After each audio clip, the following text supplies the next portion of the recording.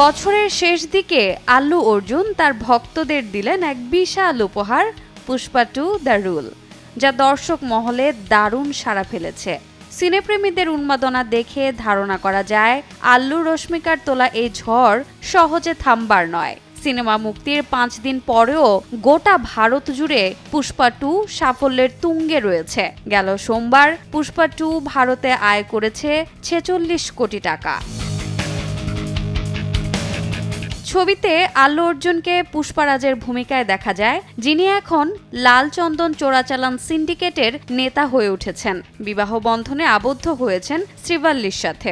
এমনকি দেখা গেছে পুলিশ অফিসার ভানওয়ার সিং শেখাওয়াতের চরিত্রটিকেও। পুষ্পা 3 এর সূত্র ধরিয়ে দিয়ে সিনেমাটি শেষ করা হয়েছে। সিকুয়েলটি প্রত্যাশার চাইতেও বেশি ব্যবসা সফল হয়েছে। সুকুমার পরিচালিত এই থ্রিলার অ্যাকশনধর্মী ছবিটি অগ্রিম বুকিং থেকেই দিয়েছিল দারুণ ব্যবসার ইঙ্গিত। শুধু চলতি বছরের নয়, এখন পর্যন্ত সবচেয়ে বড় ভারতীয় ওপেনার ছবি হিসেবে পুষ্পা 2 এর নাম শীর্ষে উঠে এসেছে। অর্ধেক পাউডারে দ্বিগুণ উজ্জ্বলতা, নতুন রিন অ্যাডভান্সড অর্ধেক পাউডারে দ্বিগুণ উজ্জ্বলতা।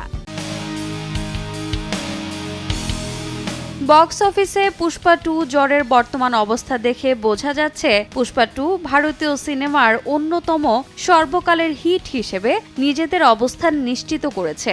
সেই সাথে সিনেমাটির দর্শক জনপ্রিয়তা বেড়েছে দ্বিগুণ।